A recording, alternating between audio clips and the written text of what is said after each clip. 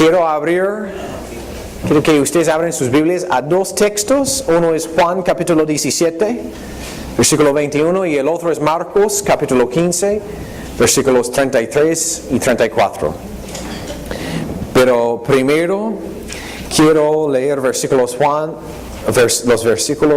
en Juan 17, versículo 21. Digo conmigo, inseparable. Ya digo otra vez, inseparable. ¿Cuántos de ustedes creen que son inseparables de Dios? Amén. Versículo 21 dice: para que todos sean uno, como tú, oh Padre, en mí, y yo en ti, que también ellos sean uno en nosotros, para que el mundo crea que tú me enviaste. Yo he leído esa escritura varias veces pensando que Jesús está orando para que todo el cuerpo de Cristo sean uno en unidad perfecta. Y eso es un buen deseo. Claro, será tener unidad en el cuerpo de Cristo. Pero, y creo que en algún momento va a ser mucho más unidad en el cuerpo de Cristo, mientras que su reino va a ir extendiendo. Pero la realidad es, somos bien lejos de eso, porque hay como 33,000 denominaciones en el mundo. Y cada uno tiene su propia doctrina. Y ¿sabes qué? Eso no es lo que Jesús está orando. Quiero leer otra vez el versículo. Dice: para que todos sean uno como tú, oh Padre, en mí, y yo en ti, que también ellos sean uno en nosotros, para que el mundo crea que tú me enviaste. Entonces, lo que Jesús está orando, Él está orando a su Padre, orando por nosotros. Amén. Jesús estaba orando por nosotros. ¿Estamos en acuerdo con eso?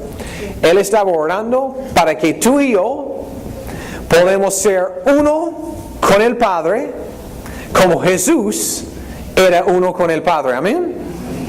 No hay ninguna duda que Jesús era uno, vivía en unidad perfecta con su Padre Celestial. Amén. Y la oración de Jesús era para que tú y yo podamos vivir en la misma realidad. ¿Y tú crees que Jesús vivía inseparable de su Padre? Por supuesto, ¿sí o no? ¿Estás conmigo? Entonces, la oración de Jesús era ¿qué? Para que tú y yo podamos vivir inseparables del Padre. ¿Amén? ¿Tú crees que eso es buenas noticias? Que somos inseparables de Dios. Que en la misma manera que Jesús es uno con el Padre, tú y yo somos uno con el Padre.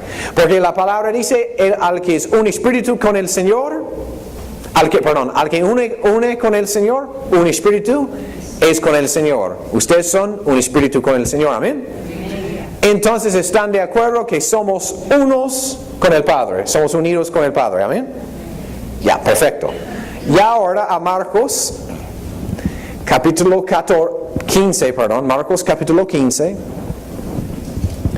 y quiero leer versículos 33 y 34, que dice: cuando vino la hora sexta, eso es Jesús en la cruz, vino la hora sexta, hubo tinieblas sobre toda la tierra hasta la hora novena. Y la hora novena Jesús clamó a gran voz diciendo: Eloi, Eloi, lama sabactani, que traducido es: Dios mío, ¿por qué me has desamparado? Yo no sé ustedes, pero ahí yo veo un gran conflicto. Tenemos Jesús diciendo en un momento que Él era uno con el Padre, inseparable. Y ahí en la cruz está diciendo: Dios mío, ¿por qué me has desamparado? Es una contradicción, ¿sí o no? Ok, con la mente natural eso parece una contradicción. Y no solo eso, si su deseo siempre era que tú y yo podemos ser uno con el Padre en la misma manera que Él era uno con el Padre, eso nos muestra un problema. Porque si Jesús fue desamparado por Dios, obviamente tú y yo podemos ser desamparados por Dios. Con esa lógica. ¿Entonces están siguiendo conmigo? En las palabras de nuestro querido hermano Arthur Menges: cuando vengas a la iglesia usas tu cerebro. Y hoy día vamos a usar nuestro cerebro. Amén. Entonces ahí tenemos un conflicto. Y es un conflicto en el cristianismo, es un conflicto hasta en el mundo, porque los incrédulos muchas veces dicen: ¿Cómo puedes hablar de un Dios de amor cuando requiere sacrificio de animales, cuando requiere que la gente derrama sangre, y hasta que ¿cómo puedes decir que un Dios es amoroso si Él mismo envió a su Hijo para morir, para satisfacer su propia ira? Y además para abandonar a su Hijo. ¿Cómo vas a decir que es un Dios de amor? ¿Has escuchado algo así una vez? ¿Un argumento así de alguien del mundo? ¿Y sabes qué? Es una buena pregunta. ¿Sí o no? Porque yo estoy seguro de que ninguno de ustedes son capaces de matar a tu hijo para satisfacer algún sentido bien enfermo dentro de ti. Amén, ¿sí o no? Entonces tenemos un conflicto entre escrituras. Y con la ayuda del Espíritu Santo, prepárense por lo que voy a decir. Con la ayuda del Espíritu Santo, en ese día yo voy a mostrarles en la Escritura que Jesús en la cruz nunca fue desamparado por Dios. Y en la cruz nunca fue separado de Dios. Y tú digas, pero ¿por qué dijo, Dios mío, ¿por qué me has desamparado? Bueno, vamos a ver eso más adelante. Pero si puedes creer que en el ministerio de Jesús, Él cumplió profecías del Antiguo Testamento. Amén. Él dijo, el Espíritu del Señor está sobre mí para predicar las buenas nuevas en Lucas capítulo 4. ¿Has leído eso? Fue el cumplimiento de Isaías 61. Y también cuando Él estuvo en la cruz, estaba cumpliendo profecías del Antiguo Testamento. Amén. Y quiero que ustedes entiendan hoy día que Dios no es un Dios enojado, como hemos visto la semana pasada. No es un Dios lleno de ira. No es un Dios que tiene una disposición a estar molesto con la humanidad. ¿Ok? El mejor ejemplo de eso en toda la Biblia está en el Antiguo Testamento. Es la historia de Abraham y su hijo Isaac.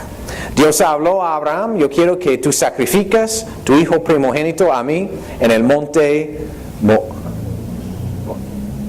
La pronunciación en español, ayúdame, pastor. Moriah. ¿Es igual? Moriah, ¿no? Ofrezcas tu hijo como sacrificio. Ok, tú y yo tenemos que entender algo. Cuando eso pasó, Isaac no era un niño. Muchas veces la gente piensa que Abraham subió al monte con ese pequeño niñito ahí para hacer un sacrificio, que quizás un día Abraham se despertó en la mañana, hijito, ven para acá. ¿Por qué, papá? Vamos a hacer un sacrificio hoy día. ¿A qué vamos a sacrificar? Es una sorpresa. No era así. Según los rabinos judíos, Isaac tuvo 33 años en ese momento. Era adulto. Y cuando su papá dijo, vamos a hacer un sacrificio, no es que él estaba ahí en shock. Uy, papá, ¿dónde está el animal para sacrificar? No, él sabía.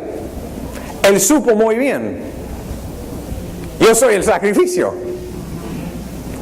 Y lo más interesante ahí es que Abraham, antes de tener su encuentro con Dios, él vino de un, no sé si vamos a decir país en esa época, o territorio, se llama Ur de los Caldeos.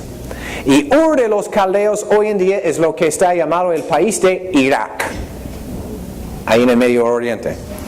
Y en ese tiempo, en Ur de los Caldeos, la gente adoraban dioses paganos, ídolos.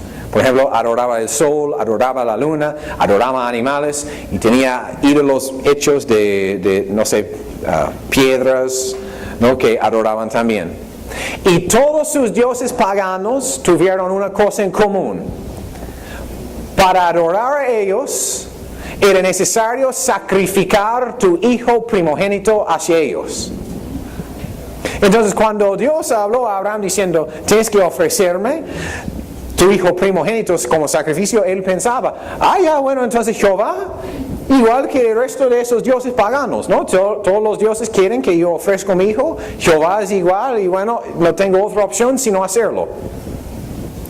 Y tú y yo sabemos que subieron hacia el monte, tuvieron todo preparado para hacer el sacrificio, hasta que Abraham estuvo ahí con el cuchillo en su mano, y Dios habló. ¿Y qué dijo? Obviamente, ¡no! Hay provisión un cordero ahí. ¿Por qué crees que Dios hizo eso? Dios hizo eso no porque Él es un Dios sangriento que requiere sacrificios. Él hizo eso para mostrar a Abraham, yo no soy como los dos dioses paganos. Yo no soy como esos ídolos que requieren que tú matas hasta tus hijos para agradarme. Yo no soy así. Yo soy un Dios bueno. Aleluya. Esa es la diferencia entre nuestro Dios y dioses paganos. Él, aleluya, Jesús no requiere sacrificios, porque en el libro de Hebreos dice, sacrificios, holocaustos, expiaciones no me agradaron. Porque Dios no es un Dios buscando para matar gente, para satisfacer su enojo. Entonces, este sacrificio, aleluya, con Abraham, el propósito no era para quitar algo de Abraham, sino para mostrar a Abraham, yo soy un Dios bueno. Yo soy un Dios de amor. Yo soy un Dios de misericordia. Amén. ¿Estás conmigo? Y además es interesante que Isaac tuvo 33 años.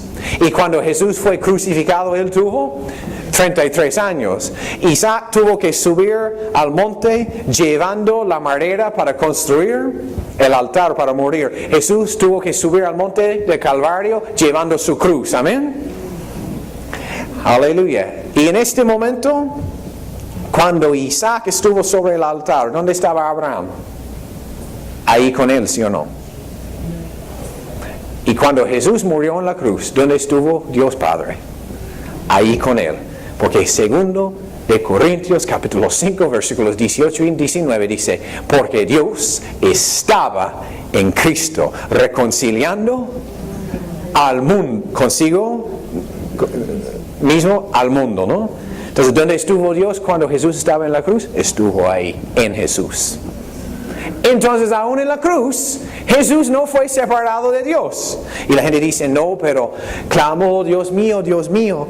Era la primera vez en toda su vida de no acercar a Dios como Padre.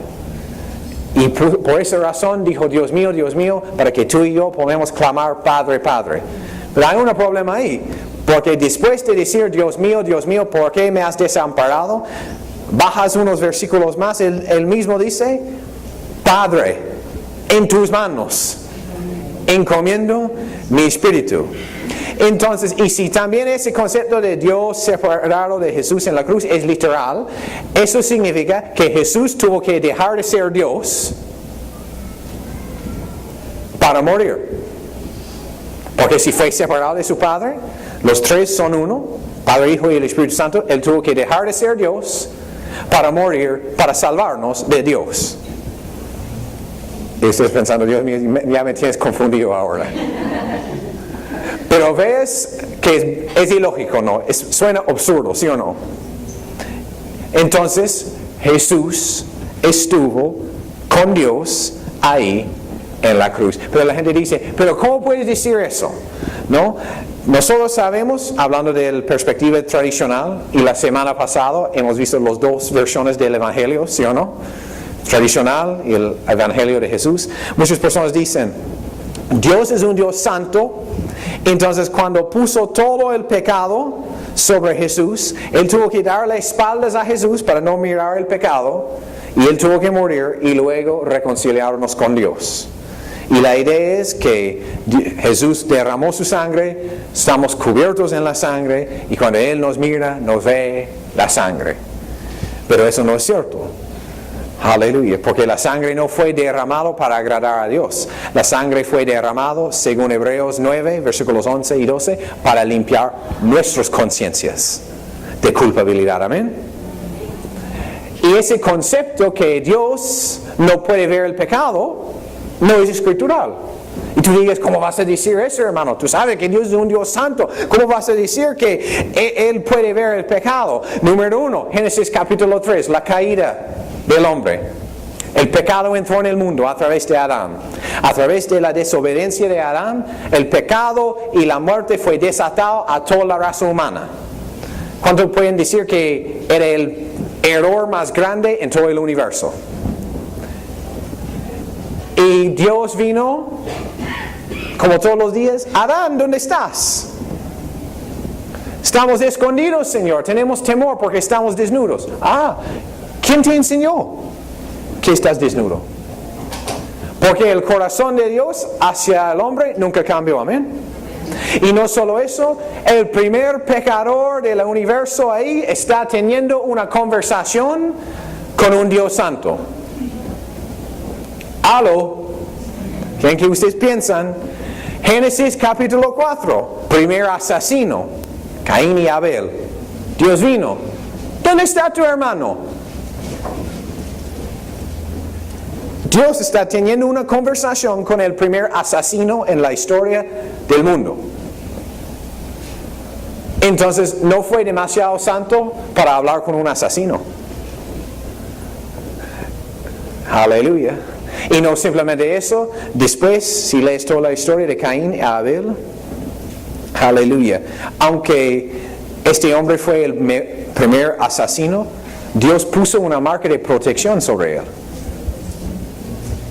Sobre ese pecador, sobre ese asesino.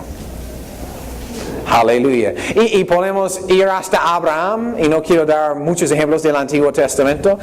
Hemos dado el ejemplo de la semana pasada. Abraham, ¿no?, ofreció su esposa a Faraón, diciendo, es mi hermana, para que él mismo pudiera ser protegido. Y Dios habló a Faraón, no tocas a esa mujer, la esposa de mi profeta. Profeta mentiroso, pero profeta nomás.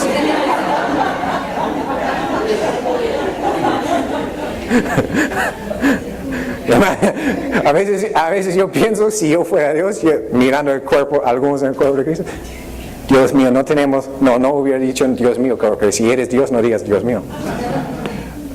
Oh me. Ese es el mejor material que tenemos. Pero bueno, gracias, yo no soy Dios. Entonces, Dios no era demasiado santo de hablar con Abraham.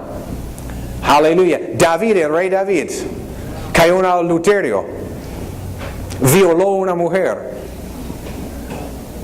porque Betsabé fue violado por David. Si lees el lenguaje original, si lees la historia, él envió un soldado para encontrar a ella. Ella fue llevada no porque el soldado dijo, ¿quieres visitar con el rey? No, fue llevado por fuerza y fue violado por David. Y no solo eso, mató a su esposo. ¿Estás conmigo? Aleluya. El hombre conforme al corazón de Dios. ¿Y sabes qué pasó ahí? En el antiguo pacto, cuando uno tenía pecado en su vida, tenía que hacer un sacrificio por su pecado. ¿Me entiendes?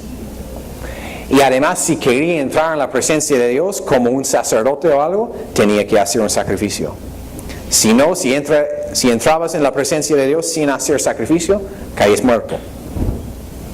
David no hizo ningún sacrificio de animales por su pecado. No hizo ningún sacrificio de animales para entrar en la presencia de Dios. Él mismo entró tras del velo en la presencia y nada pasó. No murió. Aleluya. Entonces Dios no era demasiado santo para hablar con David, ¿sí o no? Y restaurarlo. Y desde el linaje de David ha venido Jesús. Aleluya. Y en el Nuevo Testamento, ¿ustedes creen que Jesús es Dios hecho carne, sí o no? ¿Y Él era amigo de qué? Pecadores. Dios mismo, el Dios Santo, era amigo de pecadores. Un día estaba en la casa de María y Marta, y tú sabes la historia de María lavando los pies de Jesús. Y tú sabes el testimonio de ella. María de Magdalena, ¿no? Tenía otro tipo de vida total. Y Jesús está ahí recibiendo un pedicure de ella. ¿Por qué? Porque Dios no es demasiado santo para ver el pecado. El pecado no puede separar nadie de la presencia de Dios. ¿Estás conmigo? ¿Estás conmigo? Ok. La mujer samaritana vivía, aleluya, en adulterio también, según la ley. Era samaritana, eso era una raza menor delante de los ojos de los judíos, y Jesús no tuvo problema en tener una conversación con ella. Jesús no tuvo un problema que andar con gente endemoniados y ministrar liberación a ellos. Entonces Dios no era demasiado santo para eso. ¿Sí o no? ¿Estás conmigo? ¿Me estás siguiendo lo que estoy diciendo? Y en todo eso, la religión siempre usa una escritura en el Antiguo Pacto para discutir con eso. Está en Habacuc 1 y versículo 13. Y versículo 13, la primera parte dice así, yo leo en voz pentecostal. Muy limpio eres de ojos para ver el mal, ni puedes ver el agravio. Pero la gente se para ahí. Mira, Dios es de ojos demasiado limpios para ver el pecado o la iniquidad. Entonces por eso Él es tan santo que ni puede mirar el pecado. Pero hay un problema y tienes que leer la segunda parte del versículo. La segunda parte dice, ¿por qué ves a los menospreciadores y calles cuando destruye el limpio al más justo que él? Entonces, el profeta está diciendo, muy limpio eres de ojos para ver el mal, ni puedes ver el agravio. ¿Por qué veas los menospreciadores? En otras palabras, el profeta está diciendo, Dios, tú eres muy limpio, muy santo para ver el pecado en esta nación. Entonces, ¿por qué lo haces? ¿Entiendes, no? Es el profeta hablando con Dios. Dios, en mi opinión, tú eres el Dios del universo, tú eres santo, tú eres demasiado santo para ver el pecado de esta nación, entonces, ¿por qué lo haces? Y quedas ahí callado. Y no quiero entrar en toda la historia de Israel ahí, pero ves lo que el profeta estaba diciendo. Tú eres santo, pero aún ahí tú ves lo que está pasando aquí. Entonces no es que Dios es tan santo que cuando hay pecado en tu vida Él tiene que poner sus manos sobre sus ojos y no mirar. O con respecto a la gente en el mundo, ¿no? Tiene que poner las manos sobre sus ojos y no mirar. No, Dios no es demasiado santo. Yo sé que eso puede chocarte. Dios no es demasiado santo para ver el pecado y estar entre gente pecaminosa, porque Jesús vino, aleluya, como amigo ¿de quién? De pecadores, amén. Entonces tú digas, ya ok, Dustin, está muy bien eso. Entonces eso, ¿qué significa? Eso significa que en la cruz, Jesucristo, llevando todo el pecado de la humanidad pasado, presente y futuro, y todas las consecuencias de su pecado en su propio cuerpo, aún en este momento, con todo el pecado y maldad que ha existido sobre él, Dios nunca fue separado de él. Deja si piensas en eso por un momento. Todo el pecado del universo estaba en el cuerpo de Jesús en ese momento. Y aún en este momento Jesús no fue separado de su Padre. Sí, tomó latigazos de los romanos y los judíos. Tuvo una corona de espinos sobre su cabeza. Aleluya. Fue burlado por toda la gente ahí. Tomó toda la enfermedad del mundo en su propio cuerpo. Tomó todo el pecado, todo sentimiento de iniquidad y culpabilidad. Tomó todas las consecuencias del pecado. Tomó la maldición de la ley. Pero una cosa que no pasó ahí es que Él nunca fue separado de su Padre. Y tú lo dices, pero esa escritura en Marcos, que dice, Dios mío, ¿por qué me has desamparado? ¿Qué significa eso? Estoy feliz que has preguntado, porque ahora que yo quiero explicar. ¿Ustedes creen que Jesús cumplió varias profecías del Antiguo Testamento, amén? En su vida. ¿Tú sabes que cualquier frase que Jesús dicho en la cruz, y eso podría ser una serie de predicas, fue cumplimiento de algo profetizado en el Antiguo Testamento? Cuando dijo, tengo sed, fue una profecía cumplida. Cuando dijo, consumado es, fue una profecía cumplida. Y cuando dijo, Dios mío, ¿por qué me has desamparado? Fue una profecía cumplida. Del Salmo 22. Salmo 22. Y Salmo 22, versículo 1 dice, Dios mío, ¿por qué me has desamparado.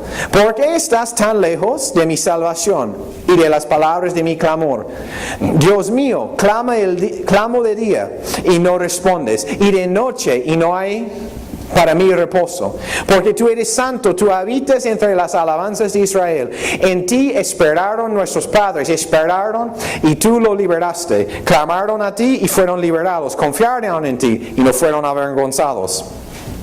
Mas yo soy gusano y no hombre, oprobio de los hombres y despreciado del pueblo. Eso está Jesús en la cruz, amén.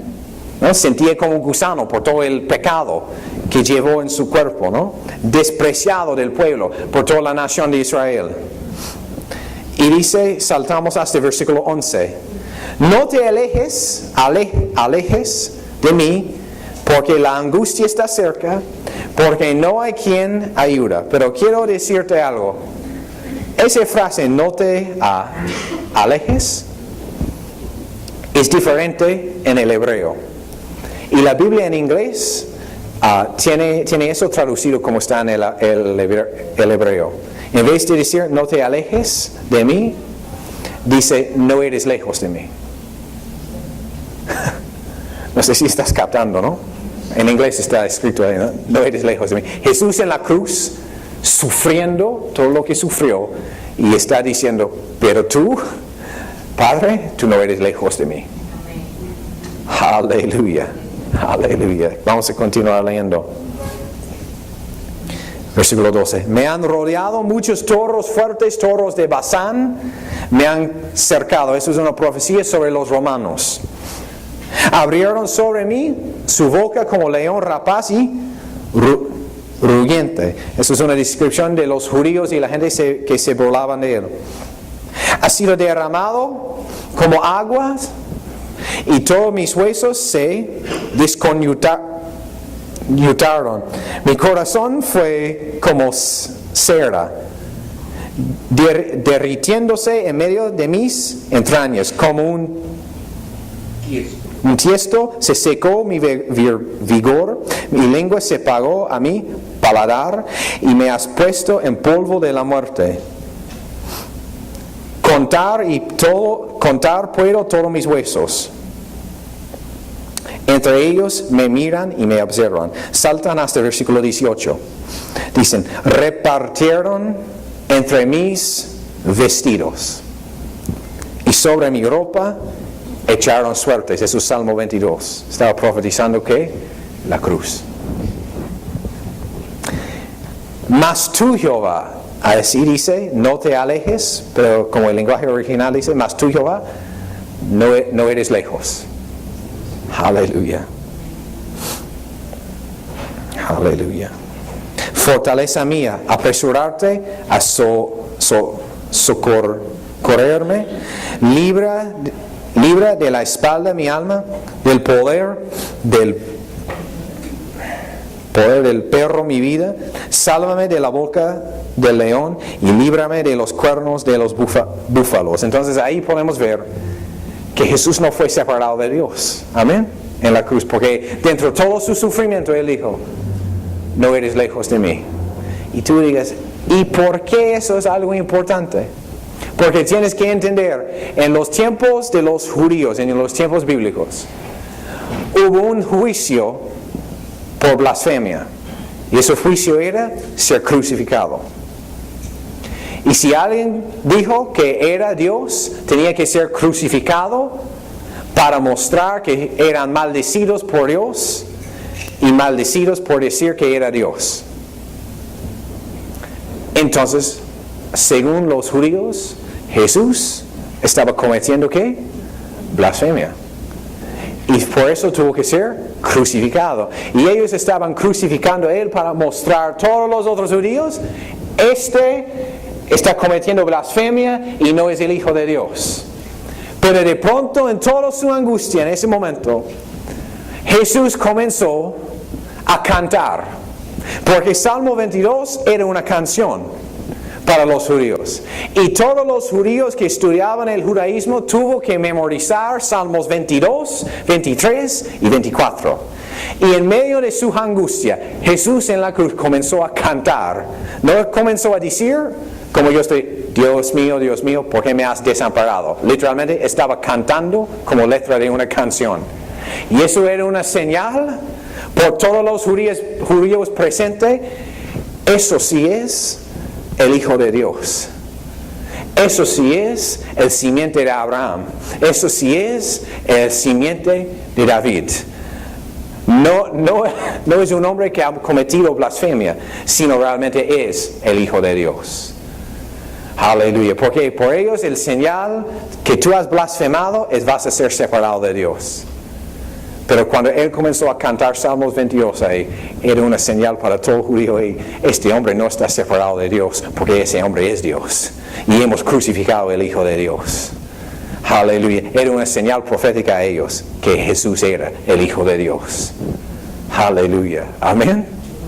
Aleluya. Poderoso, ¿no?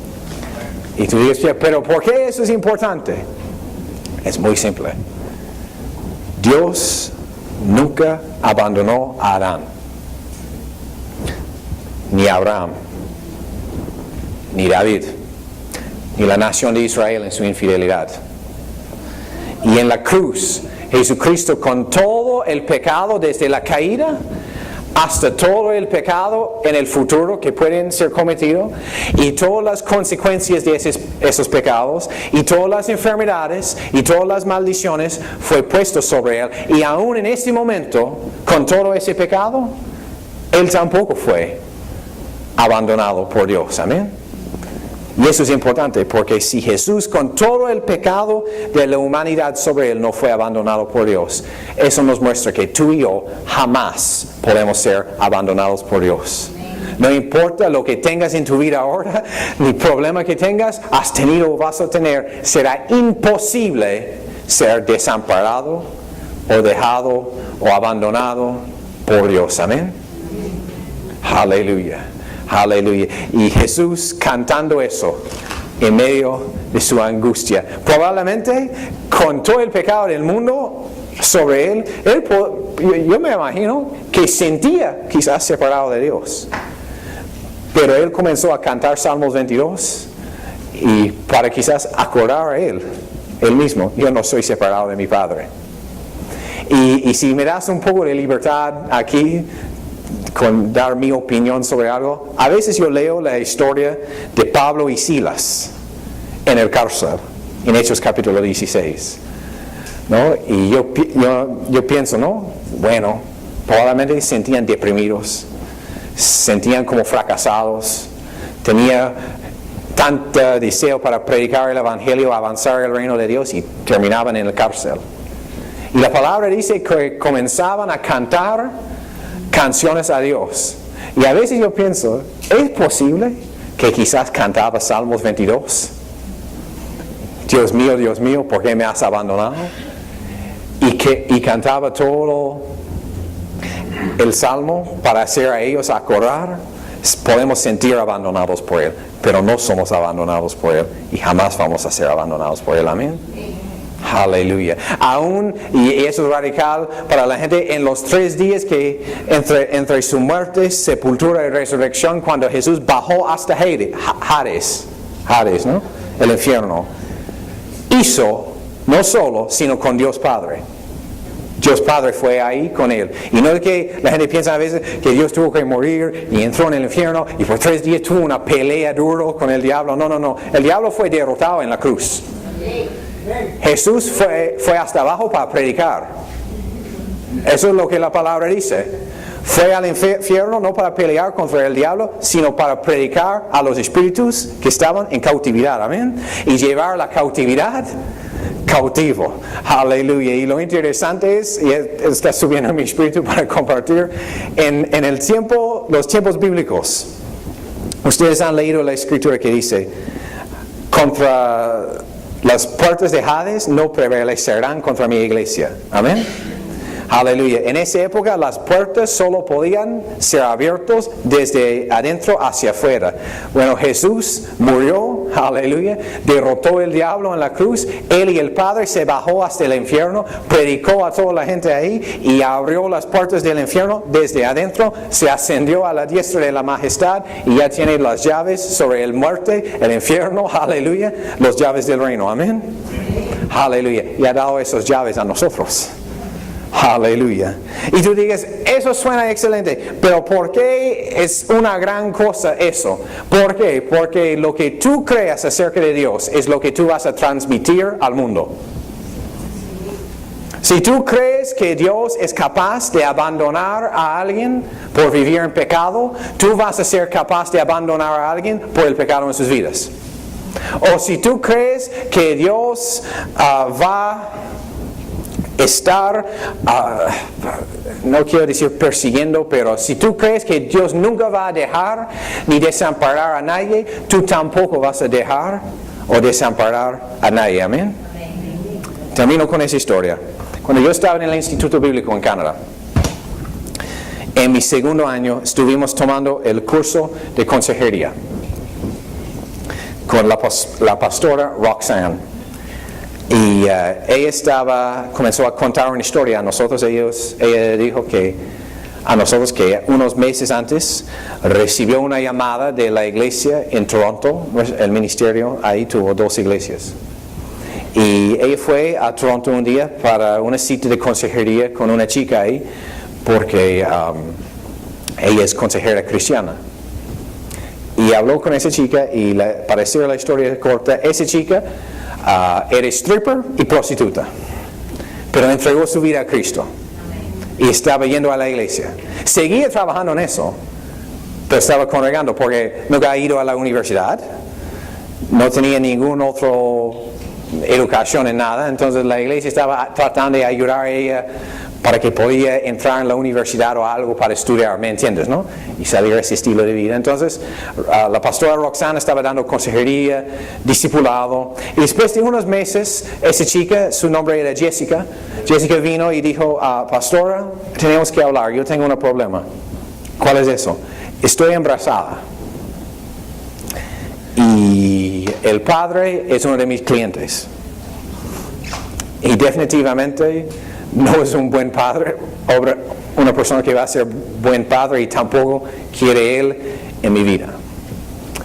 Y pastor, tenemos un problema porque con el dinero que yo gano, casi no puedo mantener a mí misma, menos un niño. Entonces yo sé que no es correcto, pero yo no veo ninguna otra opción, simplemente abortar el niño. Y ella comenzó a dar consejería, no hay otras opciones, ¿no? La adopción, hay diferentes opciones, debes pensar en eso, no, eso va por lo menos a afectar tus emociones, tu conciencia. Y pasó unas semanas y ella regresó y dijo, mira pastor, yo he hecho bastante mal en mi vida y mi conciencia está dañada con eso. Y yo sé que eso va a dañar mi conciencia, quitando la vida de mi bebé, pero no veo otra opción. Fue a hacer el aborto. Y por favor, no juzgas hasta que la historia está terminada. Y la pastora Roxanne se quedó quieto por un momento. Miró a ella diciendo, ¿sabe qué, Jessica? Creo que tú entiendes lo que estás haciendo, ¿sí? Sí. Creo que tú entiendes las consecuencias, sí. Creo que tú entiendes cómo eso va a afectar tus emociones y tu conciencia, sí. Y tú me has dicho que has ahorrado dinero para pagar por eso, porque es en una clínica privada, sí. Bueno, sabes que, Jessica, si tú realmente no ves ninguna otra opción, si tú quieres un aborto, yo voy a pagar por el aborto. Y yo voy a ir contigo.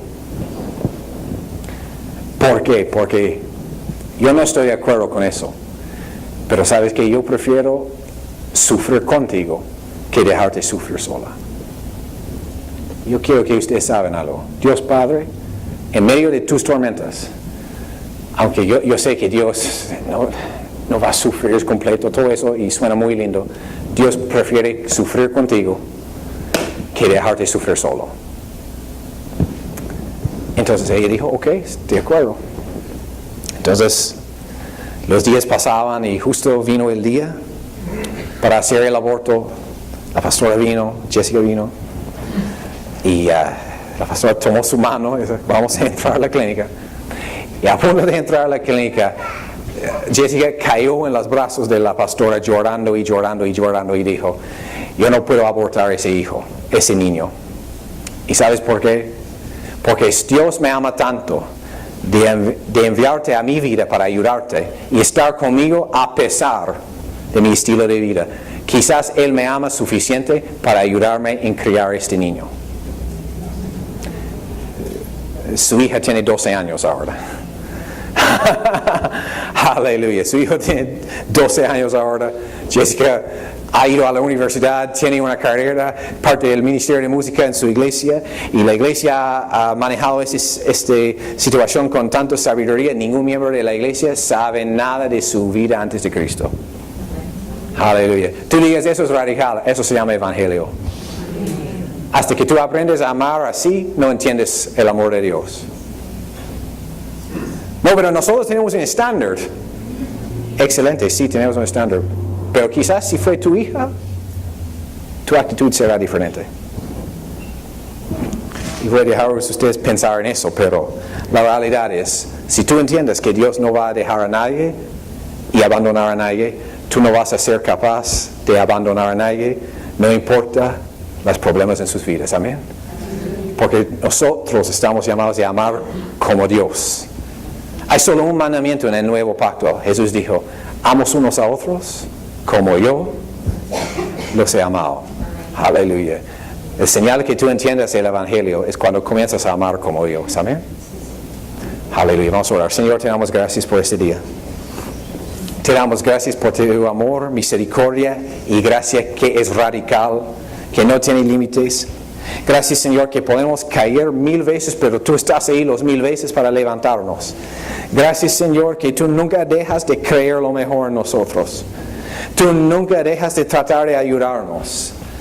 Y, Señor, darnos una revelación personal de eso. Y, Espíritu Santo, gracias que este amor está derramado en nuestros corazones y ayudarnos en caminar en amor y demostrar esa clase de amor y gracia al mundo, Señor. Aleluya. Y mostrar, aleluya, que tú eres un Dios que nunca va a ser separado de nosotros, nunca va a dejar a nosotros. Y ayudarnos en demostrar eso, aleluya, al mundo, para que ellos puedan, aleluya, venir a ti y tener el deseo de tener una relación contigo por el amor que está manifestado en tu iglesia, Señor. Te doy gracias por eso. Te doy gracias que eso será nuestra realidad en esta iglesia en 2016. En el nombre de Jesús todos dicen. Amén.